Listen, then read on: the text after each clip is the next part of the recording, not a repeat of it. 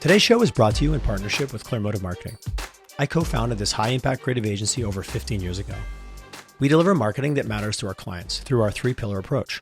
Number one, research that delivers actionable insights. Two, creative that attracts and engages new customers. And three, which is the backbone of our client success, the people, process, and technology that ensure efficient, consistent, high-quality results. We have great ideas and incredible creative, which is expected from a national agency. What makes us different is that we also simplify workflow, use technology to speed up projects, and recommend activities that achieve higher returns. There is a mountain of work that happens behind the scenes to produce what our clients take for granted, and that's exactly how we want it. Because great creative combined with well-organized operations is why we have such long-standing relationships. For example, Honda Canada has renewed their contract with us annually for the last 12 years. Our clients are market leaders, so they're incredibly competitive. Efficiency, performance, and consistent results are the only way to get to the top and to stay there. If you're not getting the consistent results you need, I can help. Reach out to me on LinkedIn or check out clearmotive.ca. Hello and a warm collisions YYC. Welcome to my guest this morning, Ms. Shannon Vander Meulen. How are you doing, Shannon? Great. Thanks for having me on the podcast, Tyler. Oh, it's absolutely my pleasure. And this will air sometime later in the year, but this is the first episode of the year. So happy New Year. We're rolling hard and fast. And 2024 is here and it's around us. And I'm quite excited about it. And I don't know there's a lot of excitement around the city. This might be 3 months from now. So when it comes out, or 2 months, but I'm seeing a lot of positivity in the business market right now. And with everyone I know in business, what's your crystal ball right now, considering we're like 3 days in so far? Well, I think I'm going to be saying Happy New Year all month. I'm not going to stop till the end of January. I love it. I feel a great sense of optimism in Calgary as well right now. It is very positive, and the recession that we've been going through, I think, from a North American perspective, is more about talking about the recession, depending on which market you're in. I do have friends in other markets, and I do feel we are in a very fortunate cycle right now in Calgary where things are positive, and due to some diversification. So let's talk about that. It's my planted segue. You are the co-founder and chief marketing officer at WaitWell. So we've had Steve on episode 371. So we'll do a little bit of what's WaitWell is about, but I want to get really into your journey and so much about what you guys have been through. But let's start with letting people in. What is a WaitWell? What are you all about? What do you do? What problem do you solve in the world? Let's go from there. Well, what we really do is make service better. I think there's a general consensus that service is broken, and most people believe that service used to be much better than it is now, and that somehow it's fallen off the rails. People dread going to the bank. They dread going to the motor vehicle registry office. Anywhere that they're going to have to get one-to-one service, they tend to dread it because they know that the wait's going to be long, and they're expecting that the person who is serving them might not be as trained as they might have been 10 years ago. And I just think that's sad. I don't think people should dread service. I think there's a lot of things that we need done in our life that require one-to-one service and one-to-one attention, and that should be great and it should be optimized. And technology has a huge opportunity to optimize service delivery, and that's really what we're all about. I like what you said about this. Oh my God! Remember, I kind of resent the whole "remember the good old days" kind of statements. Oh, remember when service was awesome? Remember when this happened? I was in a conversation today, like, remember when cars were so good you can work on them themselves? I'm like, you had to work on them because they broke down all the time. So like, there's a big part of that narrative gets missed sometimes when we romanticize the past. The good old days when women couldn't vote, Ouch. Okay. Yes. Well, all right. There was a lot of it that wasn't good for a lot of people, and let's be honest, the ability to block out past indiscretions or negativity is also what allows us sometimes to move forward as a species, good, bad, or indifferent. I'm curious, and this is my own random question. Oftentimes it's said about our culture today, humanity today, we're getting actually more poor. We're getting worse at interacting with each other. We sit behind screens. We sit behind our phones. We don't interact with other humans. So when we do, it's somehow not this perfect architecture experience that we might have made up in our mind. Is that playing also a factor that allows, maybe what you guys do from a technology perspective? Because I'm more comfortable with my phone sometimes. I'm using the I or the we here, the royal we, than I am actually dealing with another human. But what WaitWell does, from my understanding, is add in technology to make that whole process efficient. Is it also just maybe where we've headed of that interaction of like, maybe I am actually better dealing with my tech than I am with another human being just because I practice more? I think that's very true, especially for the younger generations. the Gen Z and after, they would rather send a text message than have a phone call. I mean, my daughter in particular, if you ask her to call somebody to arrange something, she looks at me like I have three heads. Why would I call them when I? Why don't you just call them? What? Why? Look up my daughter calls me sometimes to say, "Did you see my text?"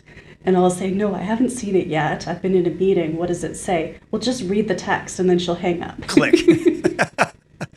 The nuance of the difference of generational changes and kind of impacting. You guys have been around since, I think, September 2020. So the COVID had really just kind of started to sink its teeth in. And if my understanding is correct, you were in a frontline, you own a frontline type business where this was a real problem that you needed to solve. Was COVID the catalyst for you that kind of went from being a business owner to being a tech founder, tech leader kind of? And we'll talk a little bit about even that journey. Well, it's kind of funny because that's the story that I generally share. And I guess at the end of the day, that was the thing that was the catalyst to actually motivate me to get the Steves, my two business partners, on board and to create WaitWell. But the truth is, I actually started looking at a queue management system back in 2015 after I bought East Calgary Registry, which is the Alberta Motor Vehicle Registry that... It was broken before COVID showed up, is what I'm hearing you say. It was. So some of the things that I would see is, so we would have a really busy day and there'd be 100 people in the office. And, I would... we had a paper ticket system, so people would walk in, like the old-fashioned deli shop or whatever. We have fond memories of like, did you get your ticket? I'm like, I don't know. Did I? Where's the ticket? I don't know. Yeah, absolutely. The tickets caused so much chaos in the office because people would walk in and they'd see how long the wait was. So they would see the number on the ticket was, say, 98, and they would look at the screen and it would say now serving 35, and they'd say, oh, that's going to take forever. So then what they would do is start looking for a ticket with a smaller number on the floor. And they would pick up tickets. I've never done that. I feel like I missed out on a hustle there. Because people just throw the tickets on the floor. It was really not an ideal situation. But the thing that was the most frustrating about it was it wasn't the wait. I mean, people understand. They don't expect to walk into a motor vehicle office and just be served immediately. The thing that was really frustrating was that I would go around the office and try and see what people were there for, see if I could expedite anything, if they had a quick question. And so many times they were there just for they did just have a quick question. Or they were there for a service that we didn't do. They'd be waiting for a passport application. We don't do passport. That's federal government. 45 minutes later, you get to the queue and I'm sorry, you're at the wrong place. Like that's a scene from many a movie. Yeah, it's a terrible experience. Or they would be waiting for, let's say, a marriage license. Well, there's a long form you have to fill out for that. So they would be waiting to get to the counter to be given a form and asked to sit down and fill out the form. So there were so many opportunities that I saw where, what if people just have a quick question? What if they need some information before they can even access the service they're looking for? What if they're here for the wrong service? What if they're here for a service that only one staff member can do and that person may not be available today? And so that's really the problem that I was trying to solve. It wasn't just get rid of lineups. It was how can we optimize service so that it's faster, it's more efficient, it's a better experience for customers, but also a better experience for staff. Well, any business owner listening, fall in love with your customer's version of the problem. But in this case, your problem and their problem are very intertwined in terms of your efficiency as your ability to run the business. And every single customer not loathing or going like, oh, that went better. That was great. That was actually helpful, which is such a, back to the point of remember when customer service was great and helpful. Was technology, thinking back 2015, 2016, 2017, technology's been around and obviously so many things have advanced because of the technology is now accessible. Yes. It's now it makes sense. Was that, thinking back to, even 15 to 20, when those 5 years when you were staring headlong at the problem, was the technology available? What were the limiting factors back then? The most important limiting factor was actually on the customer side. So I actually did some research to find out how many of my customers had a cell phone. And I found out that more than 90% of them had a cell phone, but a lot of them didn't have a data plan, or they didn't have unlimited texting. So they were basically using their phone as an iPad, the way children when they get their first device often do. So it meant that they didn't really, although they might be able technically to use the system, they didn't have the data that they would have needed to interact with it. So that was kind of the main concern. And then it was also, I was concerned about the elderly population being able to access it because as a provider of government services on behalf of the Alberta government. We had to make sure that it was accessible to everybody. It had to be inclusive. Yes. I appreciate that. It's so easy to think everyone's using it when you are, right? Oh, everyone uses the way I use it. No, that's just how you use it. Exactly. So that was probably the reason that we didn't move forward with it in 2015. But the other thing is that the queue management systems that were out there, although they did solve a lineup problem, they didn't offer the other functionality that I was looking for that would really help to optimize service. So for example, what if somebody has a quick question? If they get in line for this service, can we then give them tailored communication to make sure that they have the form that they need to fill out ahead of time, that they know what documents are going to be required, so that they're not wasting 45 minutes waiting for something that we're not going to be able to help them with. And so those were some of the examples of the types of features that I was looking for that would actually go beyond just getting rid of a lineup towards optimizing service delivery. Is that, in your mind, an example of, like, I'm a tech company running around going, hey, there's lineups over here. I'm going to solve a lineup problem. But I didn't really understand the core problem, not only the customer was facing, but the business was facing. To me, that feels like a value proposition, or certainly an opportunity you had, because you were the customer solving the problem as well as the user, versus, a group of tech-focused founders that's, you can drive by and see a problem when there's a lineup out the door at the registry down the street from my house. But there's a risk that I didn't really fully understand what I was trying to solve for. It sounds like the fact that you were that close to it also was a part of the value proposition that allowed you to create a more robust solution. I think that that's exactly what our competitive advantage was. I really understood service, and I had been doing this for, I think by the time we launched WaitWell, I had already been running the registry for 6 years. And so I had a really good understanding of what the frustrations were on the customer side, what the frustrations were on the staff side, the kind of support that the staff were looking for. One of the biggest challenges for COVID for service organizations was staffing. So staff turnover became a huge problem for a lot of business operators. And I knew that one of the things that really caused a lot of stress for my staff was looking at lineups, dealing with the crowded waiting room, concern about social distancing. It's the wave that's forever coming at you, right? Yes, yeah, exactly. You look up and, like that causes a fight or flight sensation that doesn't go away, and that's not sustainable. Yes, and so just clearing out the waiting room and giving people the opportunity to wait outside, wait in their cars, go to Tim Hortons, so that it wasn't so crowded. It also brought the noise down a lot, which reduced their stress levels a lot, because they weren't having to yell through plexiglass at the customers that they were trying to take care of. And then the other thing is the quick questions. Everybody has a quick question. You go into the bank, you need a bank draft, you need it in US funds, you're not sure if the bank can do that.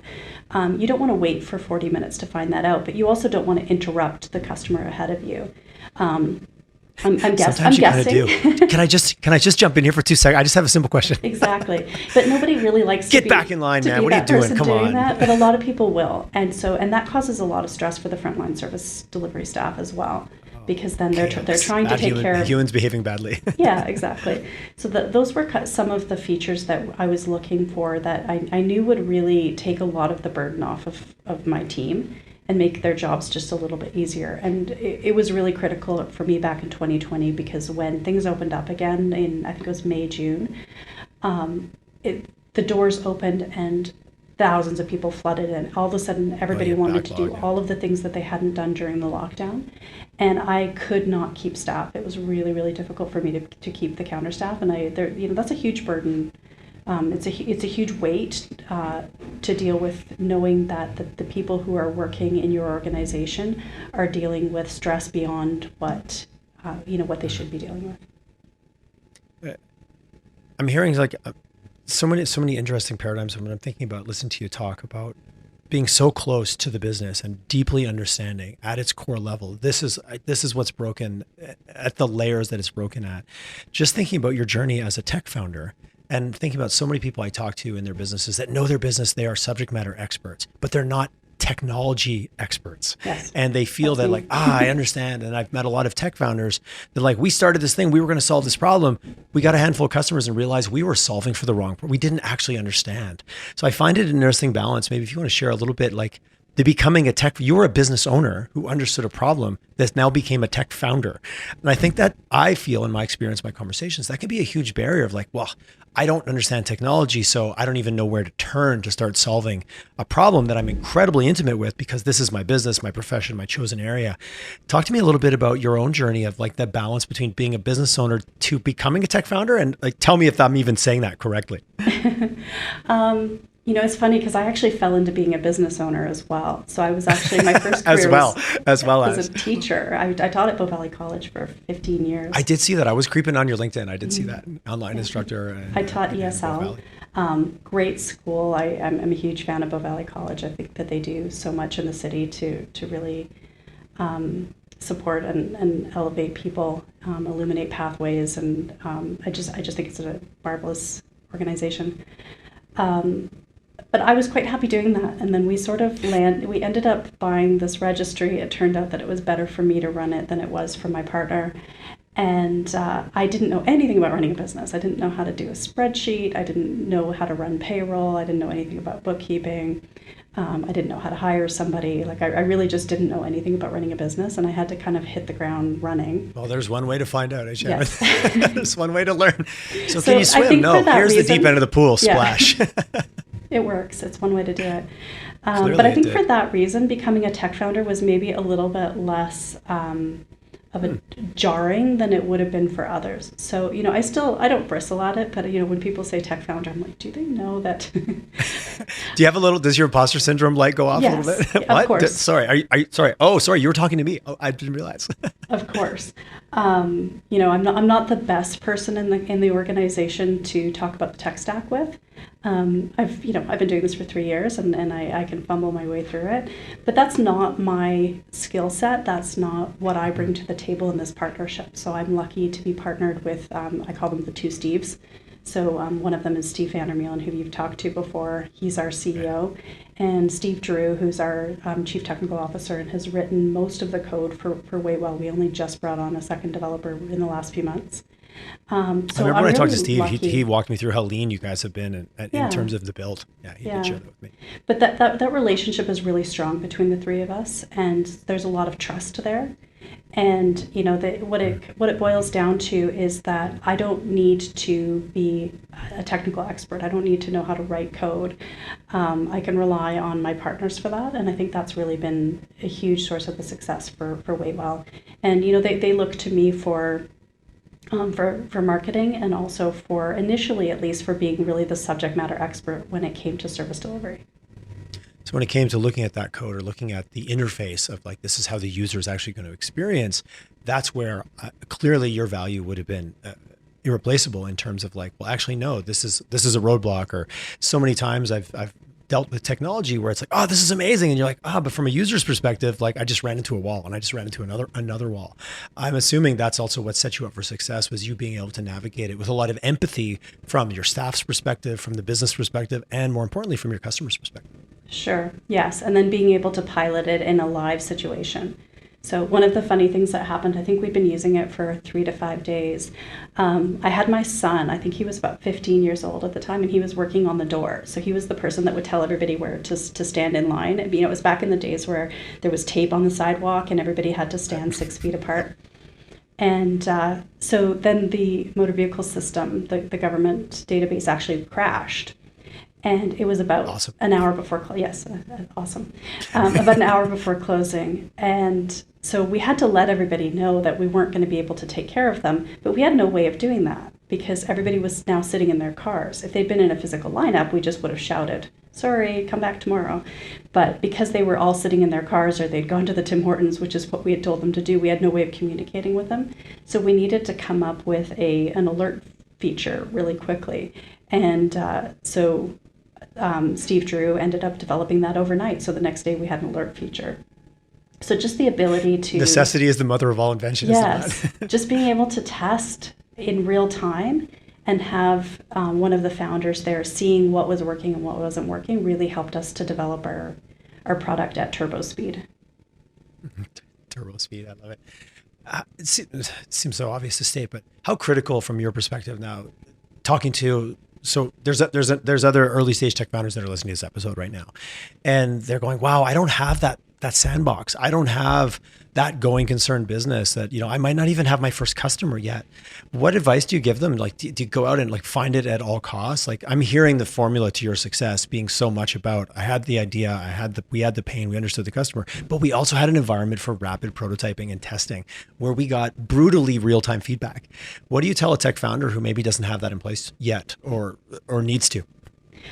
I would make it the number one priority. I don't think there's anything more important.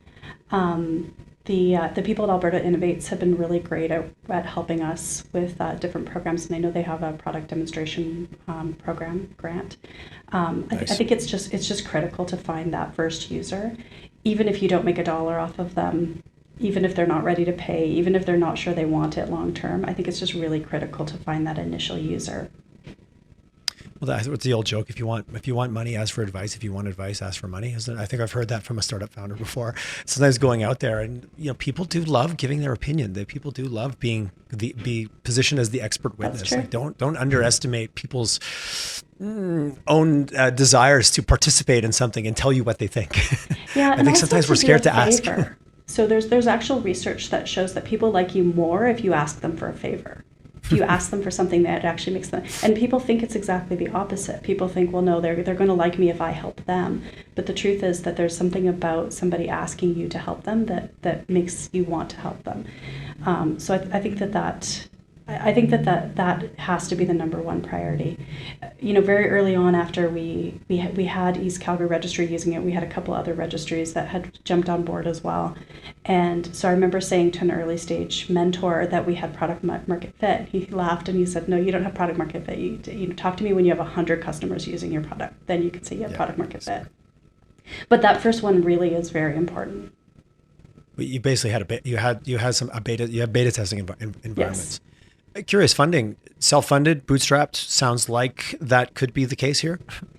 We were able to bootstrap for the first year or so. Okay. It was just the three of us. It was just myself and the two Steves. And then we brought on an assistant early on who is with us now. She's our director of customer success. But yes, we did bootstrap for the first year. We didn't do a funding round until November 2021. So it was about 1.5 years actually before we did our first seed A round. Give us a little bit, like nuts and bolts. What did that look like? Was it friends and family? Was it people? And curious, like how much seeding of that did you do in advance? Were there people just waiting for the chance to jump in, or like talk to us a little bit, because that's a scary time and that's can be often the make or break. Yeah, nobody. Well, there's many make or breaks when you're on the startup journey, right? Nobody was asking us at that point if we wanted to open a round. Okay, I was just in case there was a lineup, it would have been ironic, but yeah. Yeah, that's kind of how it goes. I think when you don't need the money is when people are lining up to give it to you. We opened our round in November 2021 at Startup TNT. And okay. Oh, nice. So we actually ended up winning Investment Summit 4 from Summit TNT. Oh, I think I actually remember that. Yeah, I remember that. Actually. Love those people. What they're doing in the city is phenomenal. They've done so much, I think, to shine a light on the startups in the city, provide some of that early stage capital. They made it accessible too from both sides, right? For founders and investors to get involved. Yes, it's just a really amazing organization. We're huge fans of what they're doing. But we actually opened our round on the stage, the finale night in November of 2021, and it took about 6 months to close. We didn't realize how much due diligence and how much legal work is involved in closing even a small round. But what was your first round? What was your target? It was $1 million. Okay. And we just hit that. And then we started doing some hiring. We started doing a little bit of scaling. We started landing some customers in the States, which was really the goal of that first round, was to put some money into marketing and to put some money into travel. That one of your, like from the roadmap perspective, that investors want to know, okay, what are you going to do with the money? US-based clients, was that top of the list? That was top of our list. I think investors generally are just looking for revenue. Like, how many new customers are you going to get? We trust you to know where to go find it, but we need you to find it. Yeah, but I mean, it's always been our goal is to go into the States, especially these days with the dollar being what it is. The US dollar is just Yes. Come on. The DMV it shows up in movies. Like we, as Canadians, we all know what the DMV is from movies we've watched. Yeah. And there's always somehow it's played up as this way, like this horrendous environment. So I think Steve and I even joked about that. Like, oh, the DMV. So today, as we're recording, this is the first day that people in Nevada are able to book their DMV appointment through WaitWell. So we just Congratulations. Thank you. We just opened that up this morning, and so we're really excited about that. We are. I love real time news. This is not a bleeding edge news station, but we got some cutting edge news today. I love it. Which is 2 months old or 6 weeks old by the time people hear about it. Yeah, breaking news. Breaking news from 6 weeks ago. But right now, that's very exciting. Congratulations. Thank you. How was getting back? Okay, I can jump forward too quickly. I don't want to lose sight of that. Like, so that due diligence process, what were they after? Like, if you're, giving yourself advice now, wow, we should have had this information more clear. Like, what was some of the real nuts and bolts, or was there anything that those investors wanted to know that kind of surprised you? You're like, oh, that's actually what you want to know about? I thought you want to know about this. That's a really good question, Tyler. I think they're very interested in who we were and what we had done before. The team. Yes, the team. Like they say, there's tech, traction, team. There's another T I'm forgetting there. But I think the team was probably the thing that people were the most interested in. And then, of course, they want to know, what are the projections and what assumptions, what data have you used in order to make these projections?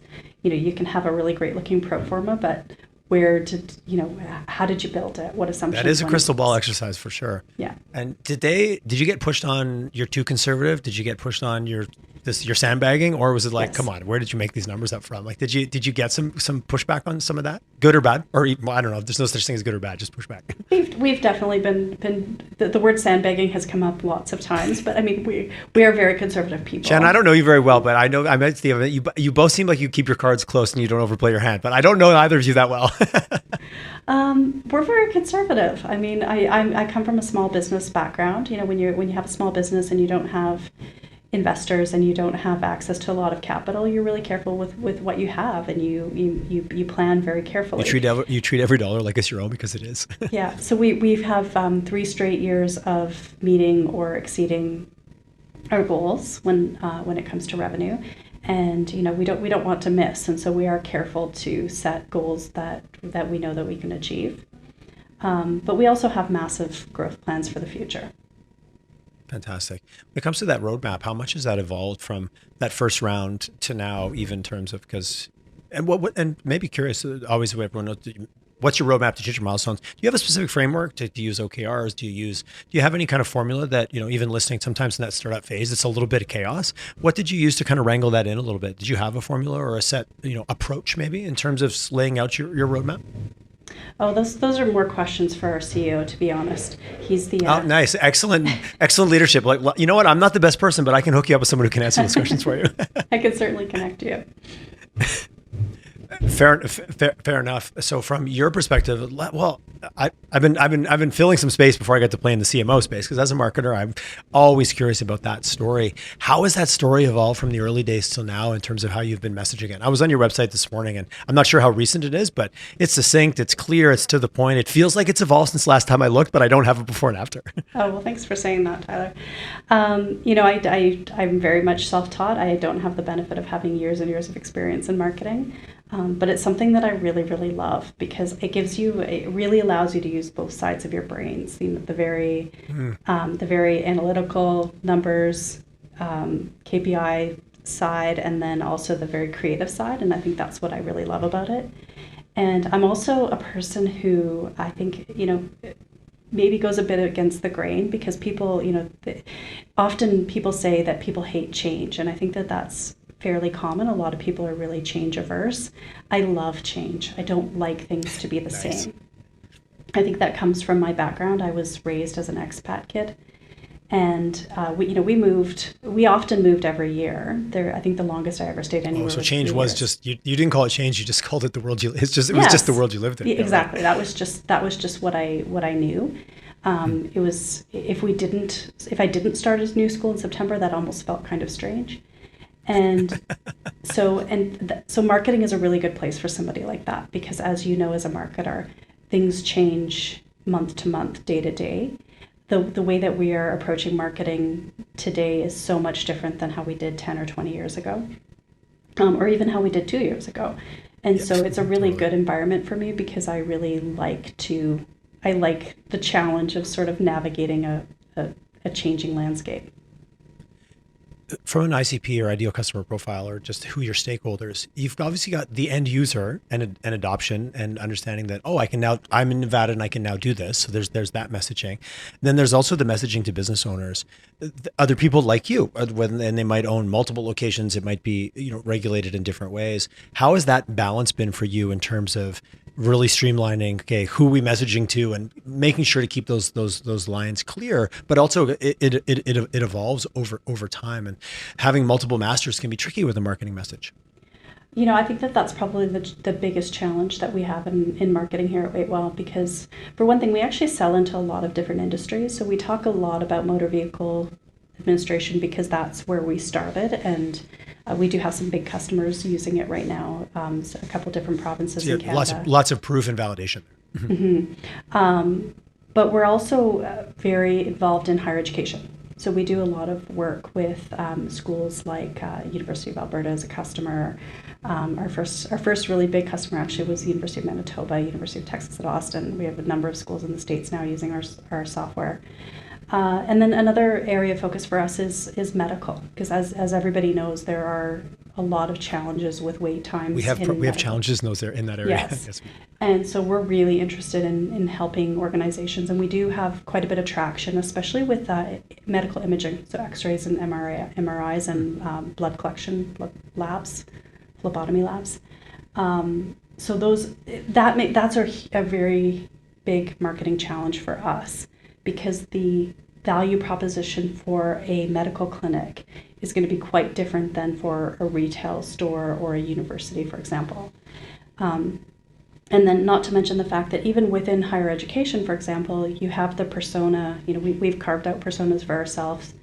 The person who reports to academic council or the dean or the president of the university, what they're concerned with is going to be very different than the person who's responsible for day-to-day operations of the student service center, for example.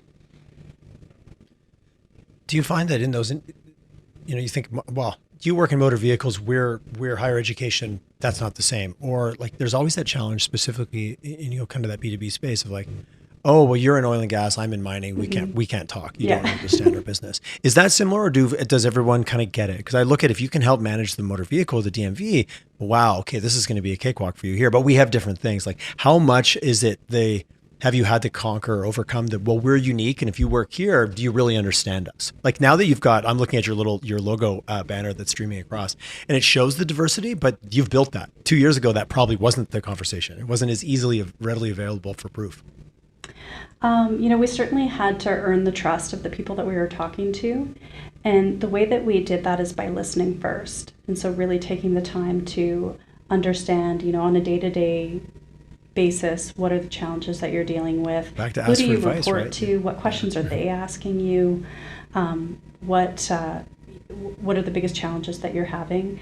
I spent a lot of time just talking to people that weren't customers and weren't going to be customers, but that I had enough of a relationship with that I could ask them, would this work for you? What are you using now? What works about it? What doesn't work? So we really established that trust, first of all, by listening. We also do a lot of travel. So we actually go to a lot of conferences, and we go to a lot of trade shows where we have an opportunity to talk one-on-one with people and even attend to their sessions. Out there. Yeah, attend their sessions, hear what they're talking about, connect with them on LinkedIn, join groups that they're on LinkedIn, and find out what sort of themes are emerging. So then when we do marketing, we often approach it from a vertical marketing perspective. And so then the value proposition, the key benefits that we are highlighting for medical are different than how we're doing it for retail. And you gain those insights by how you engage with them in a very hands-on way. I really appreciate that. Yeah. There's many ways to quote unquote do research. Yours sounds very like kind of belly to belly, or getting out there and actually talking with people. Imagine that. Yeah, we were very relieved when COVID ended, because as great as as an opportunity as COVID presented for us. And I hate to say that because it was a terrible moment. Hey, of the world I'm all about silver linings. I Yeah. look back at it and go, wow, did that actually happen? Okay, what were the positives I can take from it? I quickly move away from the negative is clear. We all know how bad it was for so many. I do think there were some changes that happened that were maybe not bad things either. They were coming anyways. They just got accelerated. I like to think of it that way. So I think April of 2021, I might have that wrong, maybe 2022, we were able to attend our first show, and we went to Registrar's Organization, University Registrar's Organization show in Portland. And the very first person we talked there was from the University of Texas at Austin. It took us a whole year, but we did end up closing that deal. That's So awesome. it would have been 2022 to 2023. The University Registrars Conference. It sounds like you're at some wild conferences. But I love it because of the US, you've got such scale that there are these trade bodies that exist for the most, I don't want to say random things, but you wouldn't always look at it because we just don't have the scope and scale in Canada that there would be a conference that there wouldn't be more than 12 people show up. But you do it in the US and 2,000 people show up for a conference for the university registrars. And I'm not trying to downplay it. I'm just making light of it a little bit. But I also really appreciate going to a market where each one of those verticals has enough mass to make it worthwhile. It's such a big place, and I love traveling in the States. I love doing business there. We think we're the same, right? Because we look the same, we talk the same, we dress the same, our airplanes and our roads all connect, and we think that we're that it's just a continuation, and yet culturally, I think it's so different. Talk to me about doing a deal with an American university versus a Canadian, nameless, faceless, but back to your point, like what would be different? Like because you're right. I think a lot of times people are like, I'm going to expand into the US, and they say it almost flippantly, not necessarily understanding the full ramifications of that, even from a cultural perspective. So what would be some of the key things that would be different between just those two organizations, one firmly affixed here, one firmly affixed there? Well, we do have a hometown advantage in Canada, I think. Okay. So that really probably changes things a little bit. We often, when we start talking to somebody in Canada, they really hope that we're going to be the leading solution. But of course, they have a responsibility to choose the best solution. They can't choose a made in Canada. But as a product. marketer, any little angle that helps you get into the conversation sooner is a good angle. Exactly.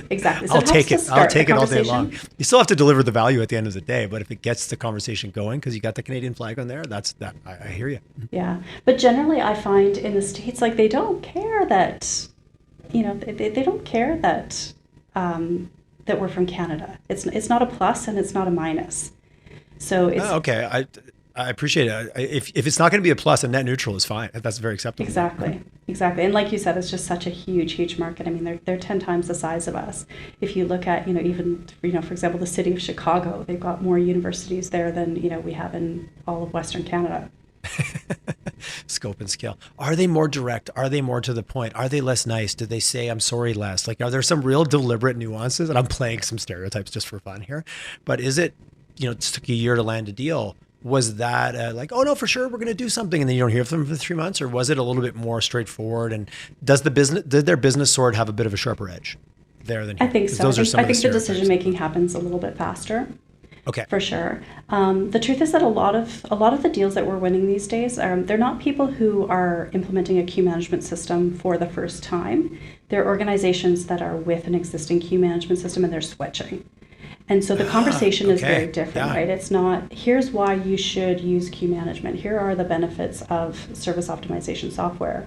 It's why choose us instead of what you're using now. How can we make which your is life a very better? different as a marketing company when we are selling into a customer that they're going to advertise and do marketing no matter what.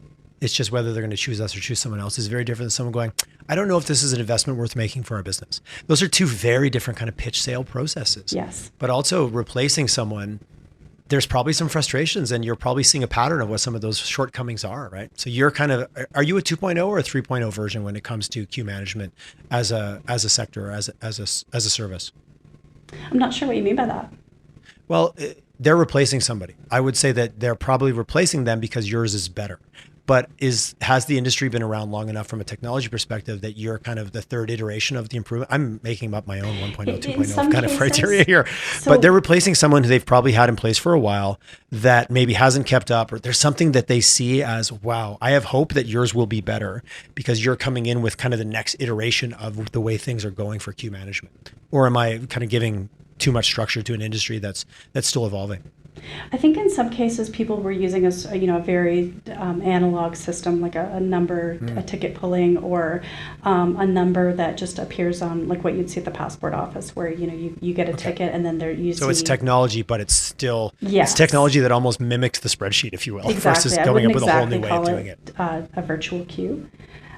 So in some cases, they've moved from that to a virtual queue system that's more like ours, and now they're looking to add even more functionality and really optimize service delivery. So they're looking for some of the features that we have, like integration of virtual meetings and the ability to transfer a ticket from one location to the other, ability to do two-way text messaging with customers that just have a quick question and want a quick answer. So in some cases, I would say it's a 3.0, but I think a lot of times it's a 2.0. Okay. How much is the weighting of the how it's going to let us interact with our customers and the experience versus the business intelligence that we're going to be able to gain out of this? Is that always kind of a 70-30? Is it a balance, or does it depend on the organization? That's a really good question. I think it depends a lot on the organization. Typically, what I find is that the data analytics isn't the reason that they come to us. It's the reason that they end up selecting us. So interesting. Okay. And a lot of times what happens is that we talked about personas before. So the person who comes to us with the problem, like we have really long lineups, people are really frustrated, our NPS score is low, our student engagement surveys are indicating a frustration with this area of the university. We need to solve that problem. The person who's coming to us with that problem isn't necessarily concerned with the data. But as the decision making goes up the chain, that's where the questions, well, would you be able to provide data on this? Would we be able to set KPIs How around will we service know? How standards? can you prove 6 months from now that it worked? Exactly. And that tends to be one of the places where we really win. That makes a lot of sense to me. I really love the use of personas, and I think it can be overwhelming for a lot of companies to build those personas. And curious, and maybe I'm projecting, did you just start small? We start with a couple personas, then we realize there's a few more. And how many personas do you have across your business? And maybe that's divided even into sectors, being being university versus motor vehicles. Like, how many personas do you deal with when it comes to your planning and thinking that way? We started with higher education because we know that area really well. We've won enough deals there and talked to enough way to people. play to your strengths. How do I take this background in education and turn it into a strength that parlays directly into my new business? Yeah, and we actually kind of fashioned them off of some of the key stakeholders at one of the organizations that we work with really closely. The names have been changed to protect these. Exactly. Any likenesses are accidental, purely. It's like when you write the fiction book, but it's really about your friends. That's a good idea. I'm going to try that. Yeah, so we were having conversations like, should the messaging on this landing page speak to this person or to this person? And so there was a lot of back and forthing about, and it would actually be really compelling because you were asking about analytics. Well, we call that person the big picture Beatrice. So she's the person. Big picture Beatrice. I love it. That's great. I love it. So there was a lot of arguments for why we should talk to big picture Beatrice, and then there were also arguments in the room for why we should be talking to the person that we call maxed out Maxine, who's the person who's responsible for kind of managing the student service center. And these are higher education personas. So that's where we started, was with the industry that we do the best. And then we moved into medical, and we've carved out those personas, and we're currently working on the government ones. So I think I would say that one of the most challenging things about marketing at WaitWell is that we do sell into different industries, and they do care about different things, and they're organized differently as well. And even the words they use, the language they speak is going to be a little bit different. And if you don't get that language right, it immediately erodes credibility that you don't really get us. Exactly. Talk to me a little bit about your marketing playbook. Now we're getting into my playground with you. You mentioned landing pages. Outbound, inbound landing pages, very specific, use of voice. Like, what are some of the key kind of maybe tactics in your playbook that you've seen work really, really well that might be relevant to other startups that are listening that are like, oh, I've got different markets, I'm not sure. my website is general. How do I, do I do landing pages? Do I do microsites? Like that dilemma, I think, wrestles with a lot of companies in terms of where they invest. Yeah. We've been through so much trial and error, and I think that it's the best way. It's the only way sometimes. It's marketing is really just a really long science experiment where, and the key to it is to know that you're doing an experiment, right? Because you can learn as you go and learn from the experience, but the key to it is to say, okay, we're going to try this for 3 months. We're going to spend this amount of money, and this is how we're going to know if it's successful or not. So you have to decide at the outset. And of course, you will uncover things that you hadn't thought about, and you might have to change the experiment somewhat. But being aware of the fact that you're experimenting and having dates lined up for when you're going to look back and assess the effectiveness and either change course or double down is really important. We have gone from, initially we tried to do outbound, and what we found was that because we're often trying to convince people of the benefits of service optimization, we really need to start the conversation by building some trust. And so we didn't really find that for us that outbound worked at the stage that we were at. Okay. I think that could be very different in the future. But so far we're really relying on inbound. Obviously, it's 2024 now, so digital marketing is really, really important, and we do invest heavily in digital marketing. But we also invest in what we call community engagement. And for us, what that means is what I was talking about before.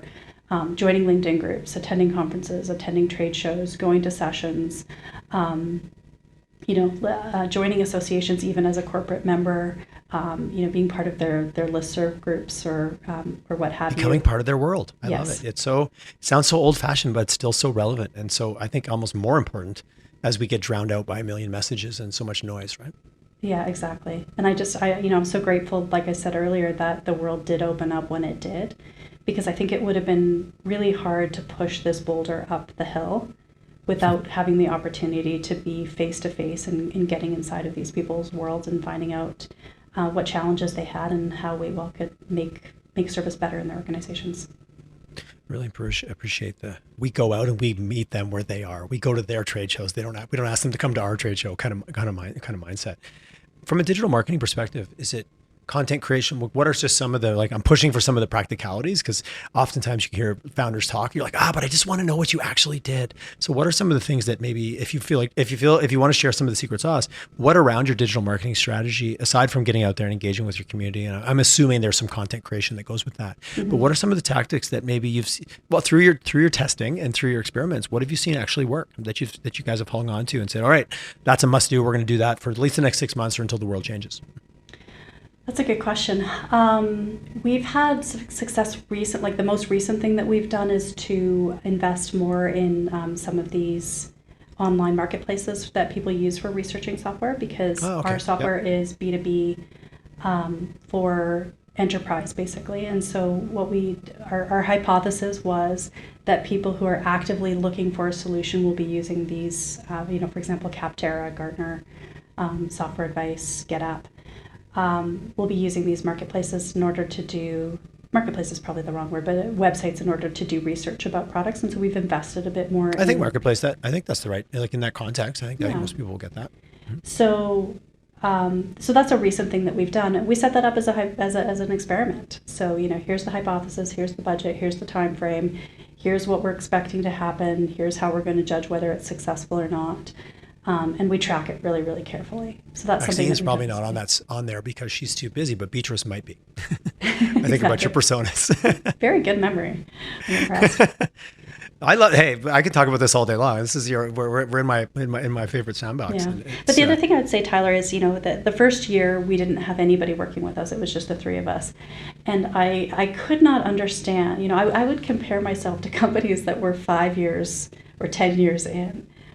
And I would say, well, why don't I have a blog post up every week? Why aren't I in the top 10? Why? Constantly feeling inadequate. Yes, I think many business owners feel that way. Yes. Yeah. And I'm lucky because I had two partners that would remind me that we were only 6 months old or a year old, and that I was one person. And also running another business. So I think that's really important. Let's not forget this whole other business that's at the time funding the whole party, really, ultimately at the end of the day. Yeah, exactly. Right. So I would just say, for early stage founders is, focus on consistency. if your goal is to do a blog post every month, then don't look at companies that have a team of writers that are putting out a blog post every other day. But look at them for inspiration, but be careful on when it starts to cause you to be discouraged. Like, I think there's a filter you have to put on that. Yeah, I would say so. And then obviously there comes a time where you need to bring on people, and you need to either build a team or engage an agency or agencies or both. We're lucky to be at the stage right now where we're able to do both. So we have a team of people, and so we actually can put out a blog post every week because I'm not the only person writing them, or I'm actually not writing them at all. So I think having expectations that are realistic is really important, and just being consistent. You don't have to you don't have to compete with much bigger players, but you have to have your plan, make it achievable, make it reasonable, and know that it's going to take time to get there. And always remember that it's an experiment. And if you're testing something, what are you testing and what's the timeline for the test? And I think test and learn gets thrown around, but you still have to have the second half of that discipline to do it. Yes. If you're testing something, I had a VC, like, if you're telling me you're testing something, you also need to let me know what you think you're actually testing. You can't just say that. You can't just say you're testing. Yes. What size is your team now? Because it sounds like you were 3 for quite a while, like not very much long ago. What's the team growth look like? So we're at 13 people. Nice. I don't know if you consider that to be lucky or unlucky. And I choose lucky, but I tend to look at the world that way. about half of that is on the marketing side.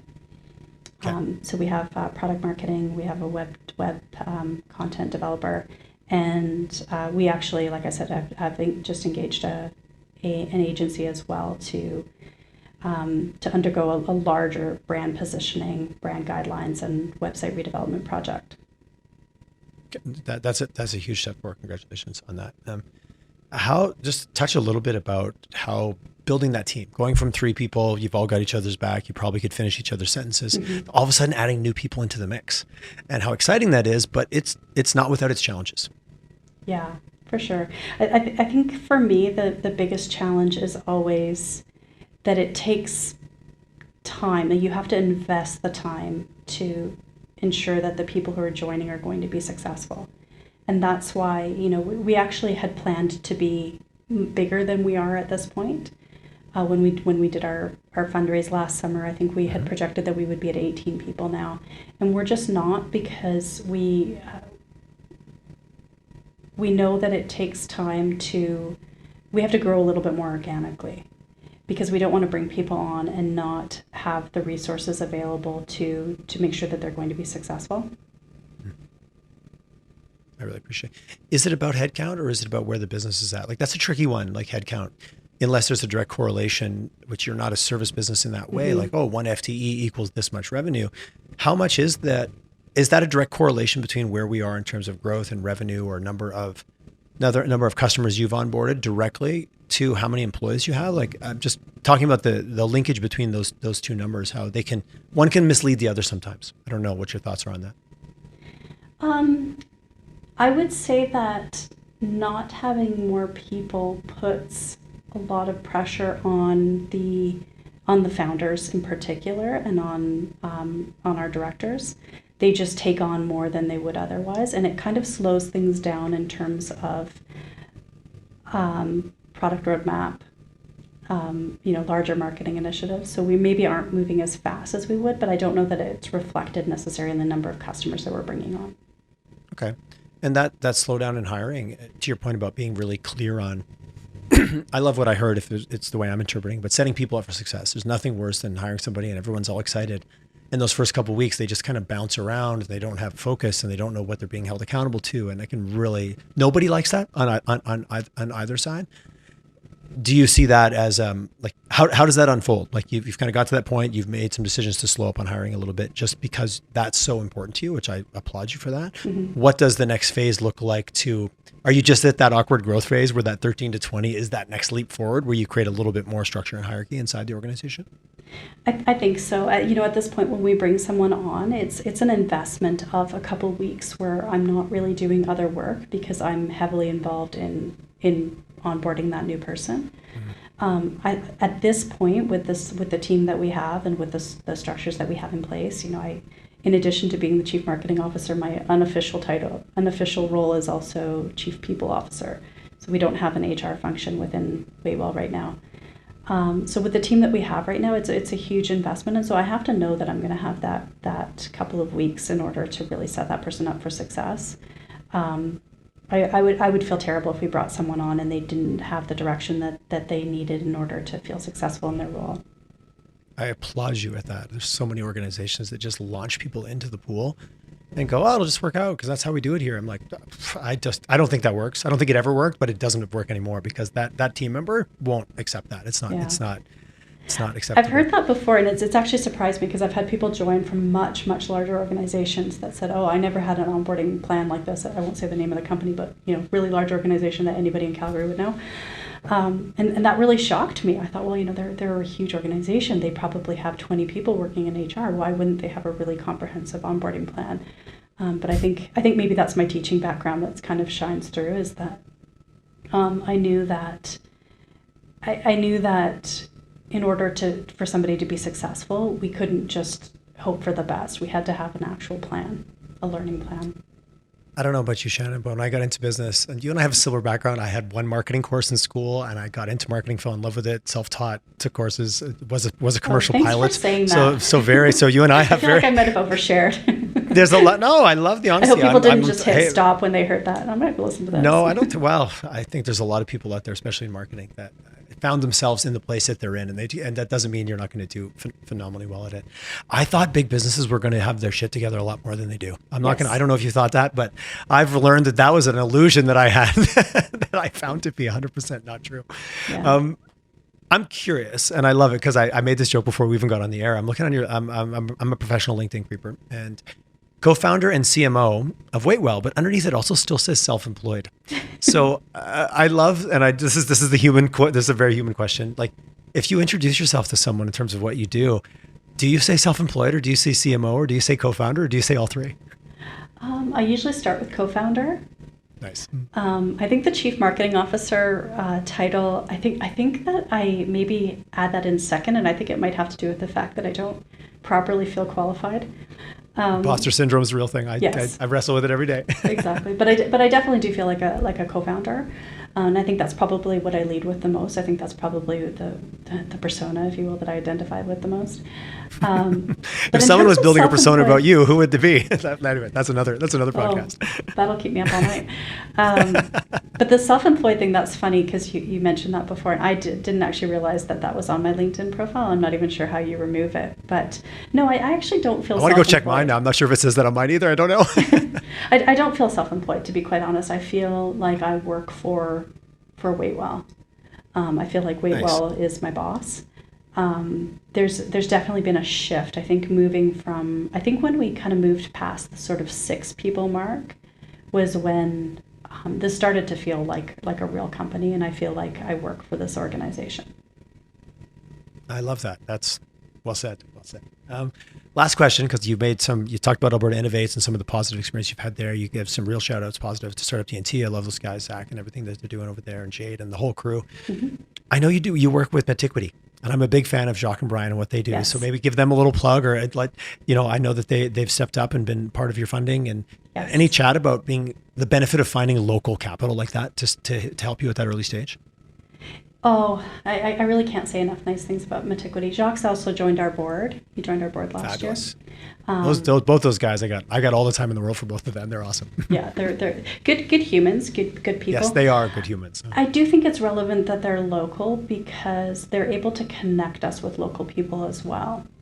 And they understand the hiring environment, for example, that we're in, everything from, renting office space to finding people to. They get it. You don't have to explain it twice. Vetting agencies that we might want to work with. They understand the local dynamic quite well. But I think the most important thing is just, there's money and then there's smart money. And for us, Metiquity is really smart money. So they've brought so much more to the table than just the capital that they invested in WaitWell. They're a sounding board. We can call them, at any time with, this thing's come up. We don't know how to deal with it. And they're just, they're obviously literally invested, but they're also invested as people. And so we get really, really good advice because they've been there, they've done it, they've got the experience. And I think that that's really, really important, because a lot of times people say, well, there's so much capital here in Calgary, and there is. We have a lot of money in the city.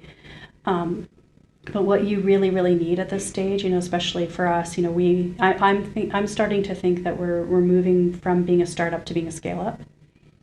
Nice. And, what we really need more than anything is really good mentorship from people who have built really large companies. From not necessarily from the ground up to, the first $1 million, but, from $1 million to 10 million, and then from 10 million to 100 million.